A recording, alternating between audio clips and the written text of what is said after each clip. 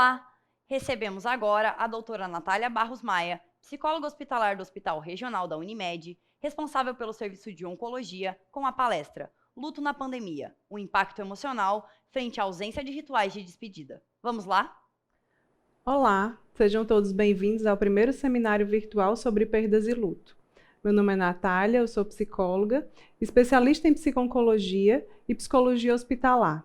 Nos últimos meses estive à frente no combate à Covid-19. Acredito que daí tenha surgido o convite. Nesse momento eu gostaria muito de agradecer o convite por estar aqui para falar de um tema que eu acredito ser de extrema relevância, visto o momento atual que a gente está vivendo. Infelizmente, nós atingimos um marco triste de mais de 200 mil mortes no país por pessoas vítimas de Covid. E aí, algumas pesquisas apontam que de 4 a 11 pessoas ficam enlutadas por essa pessoa que morreu. Então, a gente tem hoje um triste marco, né? E que tem um impacto emocional muito grande nas pessoas. Hoje, a gente fazendo uma conta por baixo, a gente tem uma média aí de 1 milhão de pessoas enlutadas no país, ou seja, em sofrimento psíquico pela perda de alguém. E isso é um dado extremamente relevante, extremamente preocupante a nível de saúde mental, né? Então, é um dado que a gente precisa repensar e se preocupar diante desse contexto de pandemia. E aí, assim, o que é que me proporam falar, né? Eu vim falar um pouco realmente desse luto em meio às pandemias e os rituais de despedida, né? Como que se dá esse processo com a ausência de alguns rituais de despedida que foram exigências de biossegurança, né? Devido realmente ao contexto de isolamento. Mas muito mais do que falar sobre isso, hoje eu venho conversar com vocês também sobre as alternativas que a gente tem para tentar minimizar esse impacto, tá certo? E para a gente falar do impacto emocional diante disso, a gente precisa entender também um pouquinho o que é o Covid, né? O que é o coronavírus? O coronavírus é um vírus que surgiu lá na China ao final de 2019, em dezembro de 2019, e que traz uma doença nova, que é a Covid-19, e que tem um espectro muito grande em relação a sintomas e gravidade. Hoje a gente tem desde sintomas leves, como gripe, né, um resfriado, até pessoas assintomáticas, até pessoas realmente que evoluem com um nível de gravidade que precisam de unidade de terapia intensiva e, infelizmente, podem vir a falecer. Então, a gente tem um espectro enorme. Isso, em termos de saúde pública, é bem delicado, porque a gente não sabe exatamente como que o vírus vai se comportar em determinada pessoa, né? E como que se dá a transmissão? Através do espirro, da tosse, das secreções, contatos com superfícies contaminadas, o contato com pessoas que estão contaminadas com o vírus. Então, acaba que um nível de transmissão muito alto e que necessitou de um isolamento social, né? Que foi o famoso lockdown que lá no 19 de março aqui em Fortaleza a gente presenciou, a gente teve que viver, né? Isso tudo traz um impacto significativo em termos emocionais e em termos epidemiológicos, né? A gente acaba vivendo uma crise grave em termos epidemiológicos e em termos psicológicos, certo? Então a gente acaba tendo que se rearranjar diante de todo esse cenário que a gente começou a viver lá em março de 2020. E em meio à pandemia, a gente teve que se reajustar, né? A gente precisou ocorreram mudanças rápidas e imprevisíveis que acabaram que fizeram com que a gente perdesse aquele mundo que a gente conhecia antes, né? A gente tinha um mundo presumido, um mundo que a gente saía de casa para trabalhar, um mundo que a gente ia para a academia, um mundo em que a gente tinha um certo controle. E aí, de uma hora para outra, todo mundo vai para dentro das suas casas, viver uma rotina diferente, tendo que realmente conviver muito com os seus, e isso tudo acaba trazendo um certo impacto para todos que estão dentro desse contexto, para todos nós, né? O luto ele não é só vivido pela pessoa que perde um ente querido diretamente, mas por todas essas perdas que estão associadas nesse contexto. Então, a gente tem perda de vidas humanas, a gente tem perdas das nossas rotinas, perda da segurança financeira que se existia anteriormente. Então, muitas pessoas passaram a trabalhar home office, né, um contexto realmente novo, e algumas, infelizmente, tiveram os seus empregos foram demitidos. Então, a gente tem todo um contexto diferente e preocupante, né? Outra coisa importante que é importante a gente falar é em relação à conexão face a face que se tinha anteriormente.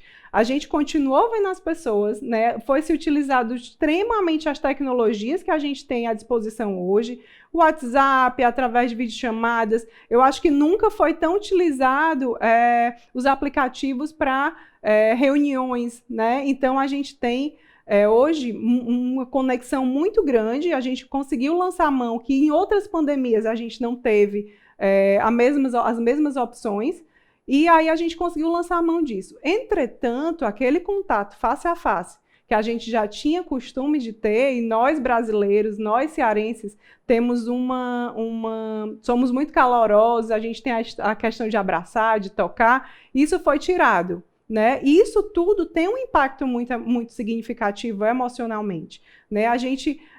Quando a gente é cerceado de algumas coisas, isso tem um impacto emocional. E aí a gente tem essa perda do mundo presumido e aparece a partir daí alguns sintomas. Aumento dos quadros de ansiedade, as pesquisas estão começando a sair e a gente tem percebido que tem um aumento nos quadros de ansiedade, nos quadros de depressão, nas insônias, né? Na tendência ao suicídio. Assim, eu trabalho em hospital e a gente... hoje mesmo eu saí do hospital e a gente tem um protocolo lá para atender os pacientes por tentativa de suicídio, por ideação suicida, e hoje eu saí de lá com 5 protocolos. E isso, assim, é um número preocupante demais, né? São pessoas que não estão conseguindo se adaptar a essa nova realidade.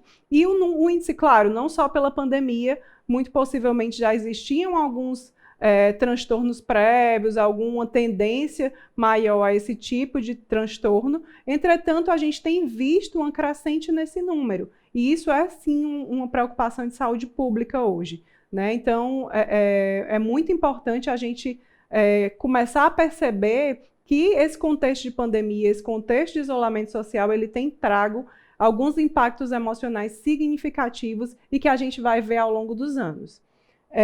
Vamos ver aqui outros sintomas, né? Pensamentos intrusivos, irritabilidade constante, o estresse aumentado, o abuso de substâncias tóxicas, também é um dado importante e preocupante. Muitas pessoas têm lançado mão do uso de álcool, do uso de drogas nessa pandemia, assim, principalmente quando a gente estava naquele auge do pico do isolamento mesmo, aquele lockdown mais significativo. Então, as pessoas realmente lançaram muito mão do uso de substâncias abusivas, né? Uso abusivo de substâncias. E aí, hoje a gente começa a ver, mesmo quando não, vou diminuindo aqui, mas muitas pessoas ficaram com uma certa dependência. E aí a gente vai ter, sim, um outro problema, que é realmente tratar essas pessoas dependentes químicos, dependentes de álcool e drogas. Certo? E aí a gente tem um cenário de mortes dentro dessa pandemia, né? Como eu vinha falando, a gente tem aí, em média, de 1 milhão de pessoas enlutadas no país, e isso é um dado importante que a gente tem que lembrar. 1 milhão de pessoas enlutadas no país é um dado muito importante que a gente tem que realmente ter cuidado, né, com essas pessoas em nível de saúde mental, em nível de saúde pública. Então, a gente tem alguns cenários que a gente não via antes da pandemia, né? Ou via com uma estatística menor. A morte nas residências, né? A gente começou a perceber que algumas pessoas elas não conseguiam realmente o acesso ao serviço de saúde e acabavam vindo falecer nas residências. O falecimento nos hospitais, sem a devida despedida que anteriormente a gente conseguia propor, a gente conseguia fazer. Devido ao contexto de pandemia, nos hospitais a gente teve a restrição do número de pessoas circulando. O que é que isso significa? A maioria dos pacientes ele acabava ficando sozinho, sem acompanhante e sem visita. E isso, em muitos locais, teve um impacto na questão da despedida. Muitos pacientes acabaram realmente falecendo sem que a família tivesse o contato direto com esse paciente. Mesmo que virtualmente, isso em alguns contextos ficou muito complicado. Então, essa questão do impacto das mortes em relação às despedidas também é um dado importante que a gente vai destrinchando para vocês no decorrer da fala aqui. Os falecimentos solitários, com pouca rede de apoio social, né, como a gente também, mesmo dentro desse contexto, e o falecimento súbito de pessoas com suspeitas da infecção. Muitas pessoas diziam, nossa, mas ele estava tão bem até ontem e hoje realmente acabou falecendo. Então, essa morte súbita, repentina, frequente, próxima, é um novo contexto que a gente começa a ver a partir desse momento de pandemia. Né? Mortes inesperadas, precoces, solitárias, como havia falado, devido ao isolamento, onde as pessoas foram cerceadas de ritualizar, né? De ritualizar da forma tradicional. Porque uma das coisas que a gente vem falar hoje é que assim, nunca a gente foi tirado a nossa possibilidade de ritualizar, mas a gente teve as nossas formas de ritualizar modificadas, né? A gente teve que se adaptar também a isso. E os funerais quais não eram possíveis o contato entre o enlutado e o falecido, né? Eu vou mostrar para vocês que a gente teve muitas recomendações em relação à biossegurança, né? A Organização Mundial de Saúde ela lançou várias notas em relação a questões ligadas à biossegurança. E o nosso país ele teve que se reajustar a essa nova modalidade, certo? Então, nós tivemos algumas orientações. Importante que a gente entenda que cada país vai ter a sua recomendação específica, né? Cada país ele tem autonomia para pensar qual forma vai melhor se ajustar a esse contexto. Lá na China, questões relacionadas a velórios, elas foram retiradas. Não poderia haver nenhum, foi proibido realmente essa questão ligada a funerais, e ninguém podia realmente ter contato nenhum com esse corpo e nem ritualizar. Já na Itália, a gente teve algumas restrições, que foi bem parecido com o modelo que a gente aderiu aqui no Brasil, certo? Qual é esse modelo, Natália? Como que as pessoas poderiam se despedir dos seus entes queridos? Então, vamos lá. A gente começou a ter velório com poucas pessoas, 10 pessoas no máximo, e por ali no máximo por 1 hora. Claro que algumas pessoas podem dizer, Natália, mas eu vi que em alguns lugares podia 15, em alguns lugares podia... Enfim, a ordem, na verdade, a recomendação do Ministério da Saúde foi essa que eu estou passando. Alguns lugares eles reajustaram de outras formas, tá? Até porque a gente tem que lembrar que o Brasil é enorme e cada lugarzinho vai ter algumas coisas específicas. Se a gente for lá na Amazônia, a gente vai ter uma coisa, se a gente for no interior do Ceará, a gente vai ter outra. Então, claro que cada lugar foi se adaptando. A orientação geral foi essa, certo? Da gente ter um funeral de 1 hora com no máximo 10 pessoas, ok? Então, assim, a gente teve o sepultamento com os caixões lacrados. Isso é um dado importantíssimo em termos psicológicos, né? Como eu trabalhei no hospital com muitos pacientes e muitas famílias, muitos diziam, Natália, como que eu vou enterrar uma pessoa que eu não sei quem é? Como que eu não vou ter contato mais nenhum com esse corpo?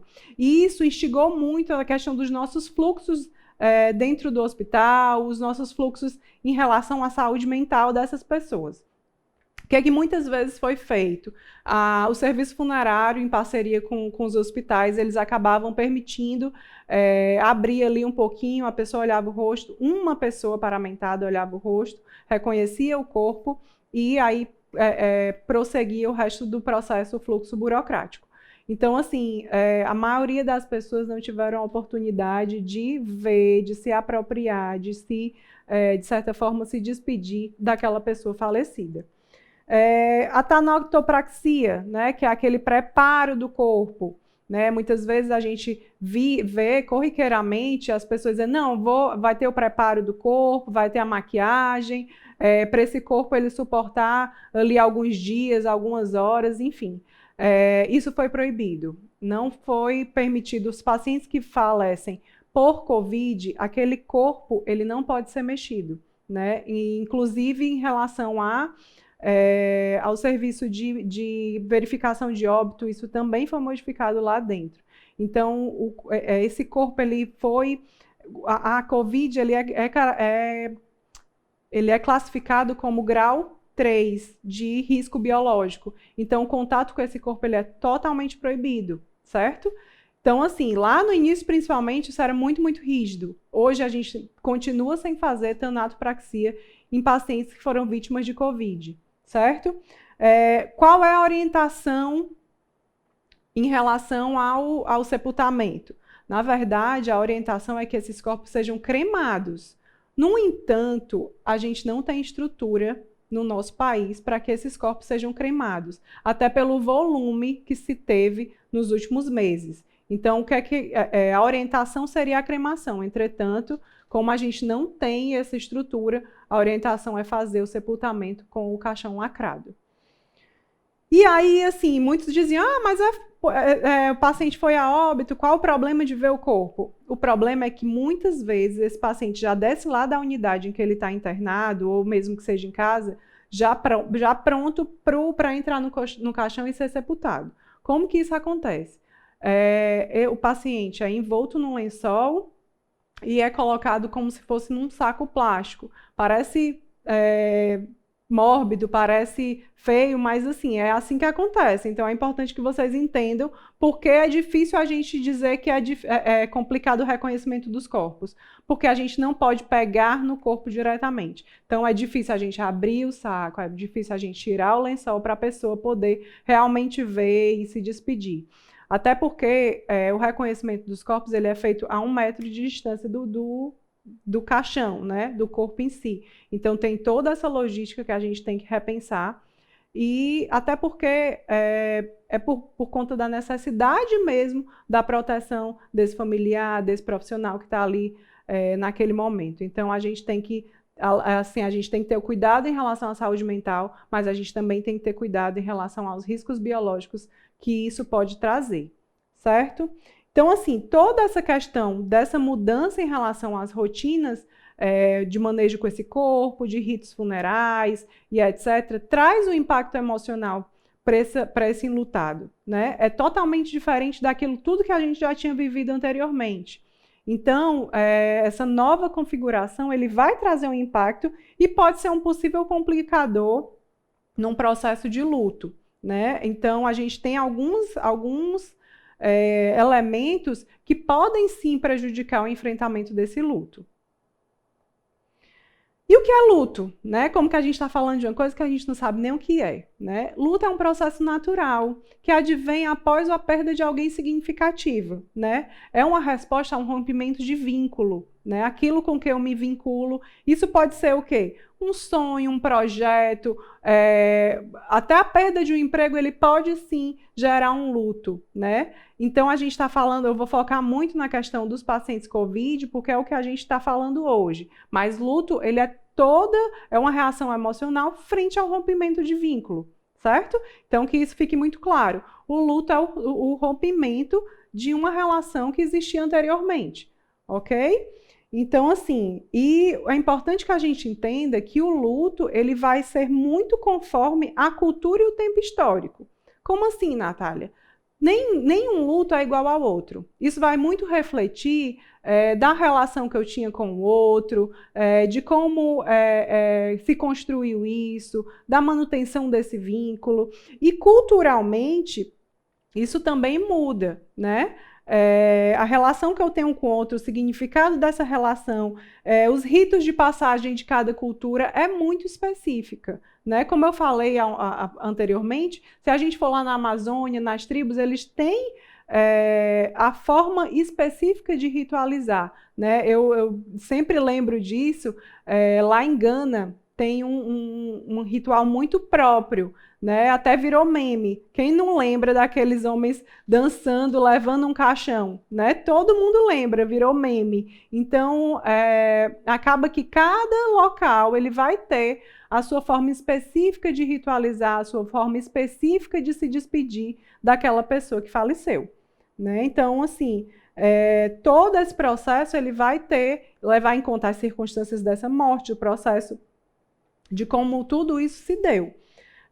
Então, assim, cada cultura, mais uma vez, cada cultura tem os seus ritos fúnebres específicos. É diferente, no Brasil a gente tem alguns ritos, já lá na China, já lá na Itália, já em outros lugares tem outros ritos. Então, assim, o que é que vai mudar? As cerimônias de despedida, as homenagens, os diversos modos de tratamento do corpo e os enterros, todos acabam sendo específicos de cada cultura, de cada local e de cada tempo histórico, né? Essa questão do tempo histórico também é importante. Se a gente pensar num Ceará, num Brasil de 50 anos atrás, a gente vê o quanto que mudou essa questão dos rituais de despedida, dos ritos funerais.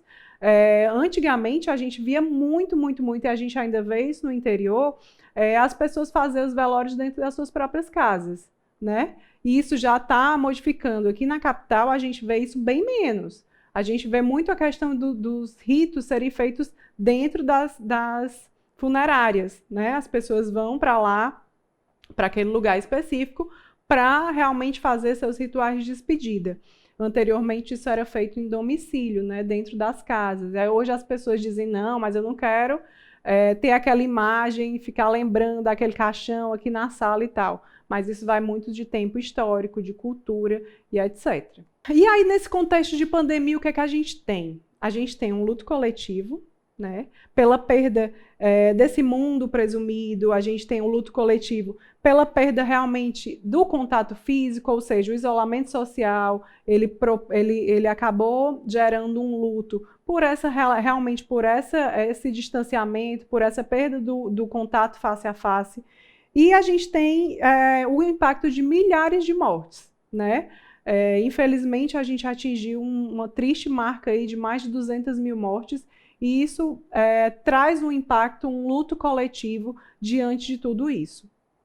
E a gente tem um luto individual. Importante que a gente lembre que esse luto ele é um luto pela perda de um ente querido, mas hoje a gente tem visto perdas sequenciais, e isso traz um luto diferente, né? Infelizmente, eu tenho atendido algumas famílias que perderam 2, 3, 4 pessoas. E aí, isso emocionalmente é muito pesado. Você não conseguiu nem se recompor da perda de um, você já teve um outro, né? E o medo de você ser o próximo, né? Isso tem gerado emocionalmente um impacto nas pessoas. Esses múltiplas perdas, esses lutos sequenciais, eles acabam sendo possibilitando um luto mais difícil, um luto um pouco mais complicado de se resolver, certo? Como a gente vinha falando, essa questão em relação aos corpos, ele pode trazer uma certa irrealidade dessa perda. Como assim, Natália? Algumas pessoas, elas não conseguem se apropriar de que a pessoa realmente morreu. Por que que isso acontece, né? Quando que a gente se apropria que realmente aconteceu? Quando a gente vai lá, muitas vezes a gente chora, a gente vê o corpo, a gente compreende cognitivamente que aquilo aconteceu, né? E isso emocionalmente requer um pouco mais de tempo, mas cognitivamente eu estou vendo que aquilo aconteceu, né? E quando a gente tem esse contexto de pandemia, onde a gente não pode ter o contato com esse corpo, onde muitas vezes a pessoa entrou no hospital, eu não consegui mais muitas notícias, ela acabou vindo a falecer, e eu recebi aquele caixão lacrado, a gente tem muito essa questão da irrealidade dessa perda, né? Muitos me diziam assim, mas como Quer dizer, doutora, que é igual quando a gente perde um paciente num acidente de avião, onde a gente não vê mais, onde a gente não tem o corpo, e a sensação que muitos diziam era essa mesmo, né? De que você perdeu alguém que você achou que foi viajar, que você deixou ali no hospital andando e que você não vai ver nunca mais.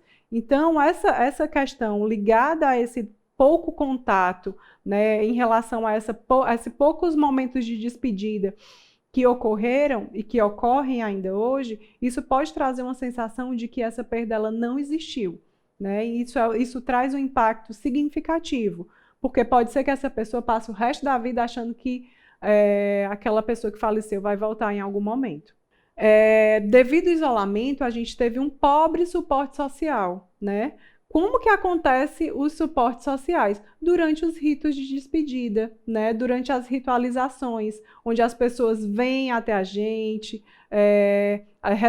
recebe aquele conforto, as pessoas ali estão próximas, e isso a gente não teve em muitos momentos dessa pandemia, porque as pessoas não podiam sair de casa, porque no máximo a gente tinha 10 pessoas ali muito próximas naquele momento de velório, não existiam as missas de sétimo dia, aquela missa que muitas famílias fazem com o mês. Então a gente não teve a graça, né, de sentir o apoio das pessoas. Então isso também pode ser um agravante. Até porque se a gente pensar que eu enlutado, eu que perdi, eu estou o tempo todo na minha casa, eu não tenho como direcionar essa energia para outras atividades, para reorganizar as minhas funções, os meus papéis. Então, tudo isso ficou muito misturado, né? Então, essa questão, quando a gente fala de luto, alguns autores falam de tarefas de luto, né? O Orden é um deles. Quando ele fala em tarefas de luto, ele fala reconhecer a perda, né? Receber reorganização de papéis, canalizar energia para outras funções, outras situações, e isso ficou um pouco embaçado durante esse processo de pandemia. Né? Então, isso tudo acaba por gerar algum impacto emocional e que pode sim trazer alguns complicadores de luto. São fatores que podem complicar um luto. E aí a gente vai falar agora de rituais de despedida. O que são esses rituais? Quando a gente fala em ritual de despedida, a gente pensa em rituais que são organizadores. Né? A gente pensa que são rituais que são importantes num processo de luto que a gente chama de normal. Né? Esse termo normal a gente tem até questionado muito, porque luto todos nós vamos passar em algum momento da vida, a não ser que a gente vá primeiro. Né? Então é um processo normal, é um processo natural que vai acontecer com todos nós. E que, assim, essa questão do normal, do complicado, do patológico tem tido bastante burburinho, né? Então, assim, mas, de certa forma, para que fique didático, a gente vai usar algumas terminologias nesse sentido. E, assim, ritos de despedida, rituais de despedida, eles são organizadores. Eles são momentos onde a gente pode reconhecer essa perda, onde a gente pode chorar, se despedir, homenagear. Então, os ritos de despedida eles estão para isso, né? Para serem organizadores nesse momento de desorganização, que é um processo de luto. Então, assim, naqueles rituais, a gente está dentro de um espaço protegido e permitido para que a gente expresse essa dor. Né? Quando a gente tem dentro desses rituais, naquele espaço onde a gente pode realmente chorar, onde a gente pode desabafar, onde a gente pode falar do morto, né? Então, esses rituais, eles são importantes para a expressão desses sentimentos de dor. É um momento onde você pode receber o apoio social, né? Homenagear esse falecido, tentar atribuir algum sentido a essa morte. É um ato organizado e previsível dentro da nossa cultura. É muito esperado, na grande maioria das vezes, que tenha esses momentos de ritual, esses momentos de parar e sofrer. Né? Sim, a gente pegando um pouquinho a gente tem um país muito católico, então a gente tem muitos rituais em relação à missa de sétimo dia, à missa do velório, né? Então a gente tem vários rituais que são muito próprios, que são permitidos e que são organizados para que isso aconteça. É um momento em que o lutado se sente desorganizado diante de uma notícia tão difícil de aceitar. E o psiquismo ele vai lutar contra essa realidade, né? E ele precisa de um tempo para elaboração. O que acontece quando a gente tem muitas perdas sequenciais é que a gente não tem esse tempo para a gente elaborar essa perda que ocorreu naquele primeiro momento, né? Então a gente teve uma primeira perda, a gente estava muito mexido ainda, logo depois eu tive uma segunda perda, então isso acaba sendo um agravante nesse momento. Então, assim, a despedida ela contribui para a gente aceitar essa realidade da perda, como eu já havia falado. Né? Isso é uma coisa muito importante. Os rituais de despedida, eles contribuem para que a gente consiga compreender que essa perda realmente ela aconteceu. E aí o impedimento de ritualizar, o impedimento da gente fazer esses processos de despedida, ele vai impactar e vai trazer alguns sentimentos. Como? A gente vai ter sentimentos de raiva, de horror, o choque, e vai ter muitas vezes um luto dentro dessa comunidade. Certo? Então, assim, é importante que a gente entenda que toda essa ausência dessa possibilidade essa ausência de rituais, essa impossibilidade de ritualizar, ele vai ter alguns impactos e alguns efeitos emocionais. Então, assim, qual é o recado do dia, né? Qual é o que é que a gente sugere que seja feito? Que as pessoas possam, sim, ritualizar de alguma forma, né? E aí a gente viu que teve muitas ressignificações, muitos rituais reformulados diante desse processo de pandemia. Eu acho que o mais importante disso tudo não é saber exatamente que a gente tem impacto emocional diante da ausência de rituais, e sim como que a gente pode fazer para que realmente a gente possa ritualizar de uma forma a dar sentido a essa perda. E aí a gente começou a perceber algumas estratégias de suporte e apoio emocional dentro desse contexto de enlutamento, né? Nós, enquanto psicólogos, devemos propor algumas estratégias remotas, né? Quais são elas? O que é que a gente pode fazer? A gente pode ter videochamadas, né?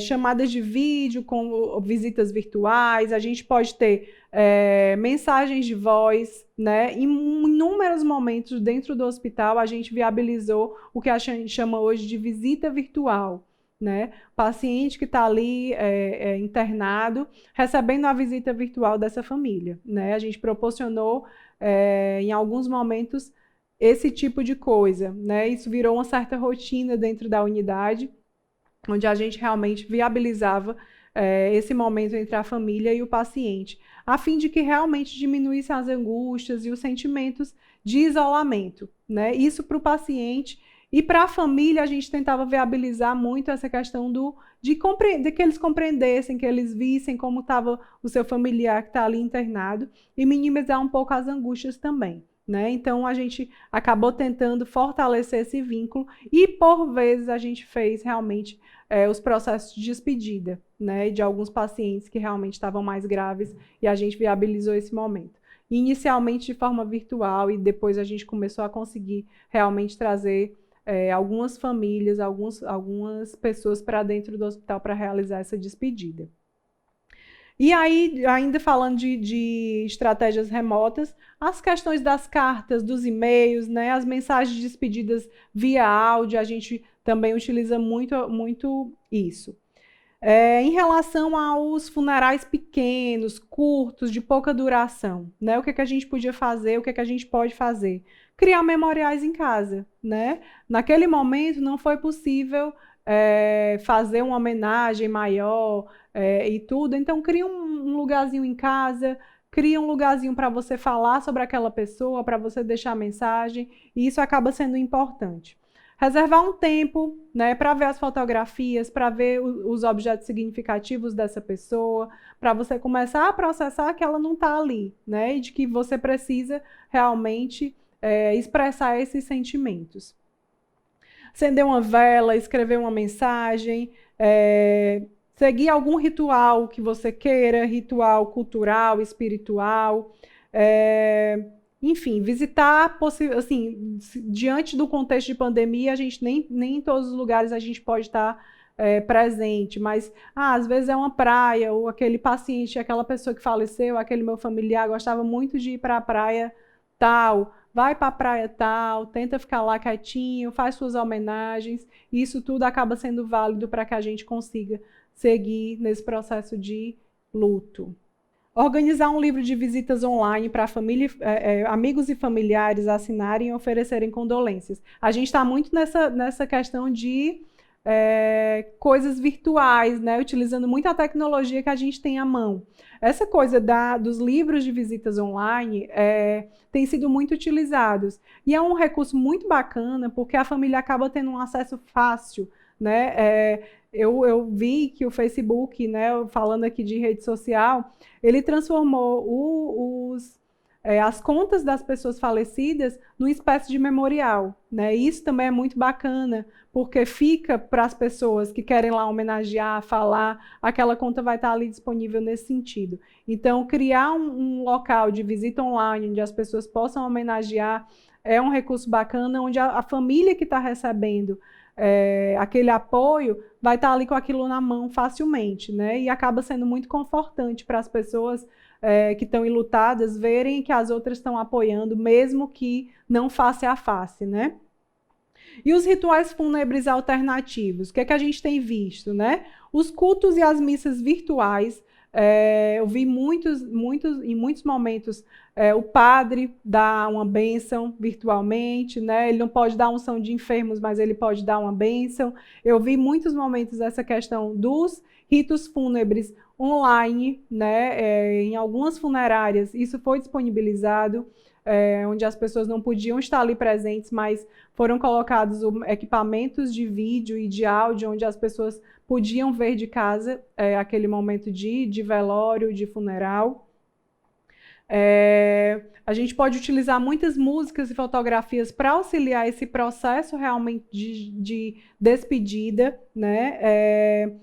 E a possibilidade de homenagear de forma coletiva ao término da pandemia. Mesmo em pandemia, eu vi muitas pessoas homenageando seus entes queridos que faleceram separados e ao mesmo tempo juntos, né? Infelizmente, eu vi uma pessoa, conheço uma pessoa que veio a óbito nesse meio de pandemia, e as pessoas se juntaram, e cada carro foram lá para o cemitério e fizeram uma carreata, digamos assim, com balões brancos, e fizeram suas homenagens. Então, acaba que essa reconstrução dos ritos de despedida, eles estão sendo muito importantes, né? Existem alternativas para a gente conseguir driblar as exigências, digamos assim. Então, eu acho que a cabeça precisa funcionar, e os amigos que vão estar próximos, eles vão conseguir homenagear de alguma forma e dar o apoio à família, mesmo que não estando presencialmente, né, fisicamente.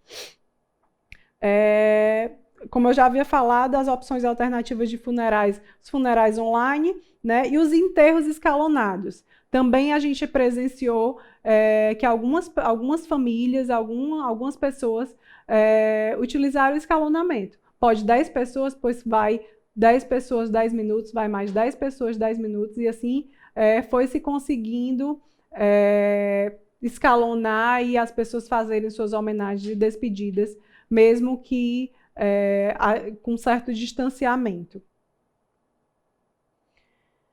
Outra coisa importante é a gente fortalecer as redes religiosas, né?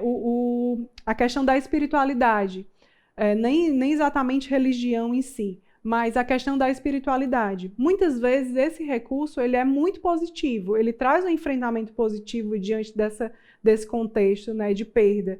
Então, o fortalecimento dessas redes, é importante que a gente faça esse estímulo, né? Algumas pessoas diziam, eu precisava muito falar com o padre, eu precisava muito falar com o pastor, eu queria muito que receber um passe. Então, a gente acabou realmente conseguindo viabilizar algumas coisas, mesmo que virtualmente, né? Então, o padre se disponibilizou a falar com algumas pessoas por chamada de vídeo, por ligações. Isso é uma coisa muito interessante também da gente falar, que nós, enquanto categoria de psicólogos, nós começamos a utilizar muito essas questões das TICs, das tecnologias de informação e comunicação, né, que anteriormente a gente não usava com tanta frequência. Então, nós fomos liberados para usar, para fazer atendimentos via telefone, via chamadas de vídeo. E isso acabou sendo uma coisa muito importante, porque a gente conseguiu dar apoio a inúmeras famílias que não podiam ir ao hospital, a inúmeras pessoas que estavam em sofrimento emocional, enlutadas, e que não podiam, devido à pandemia, sair de casa, então, devido a grupos de risco, etc.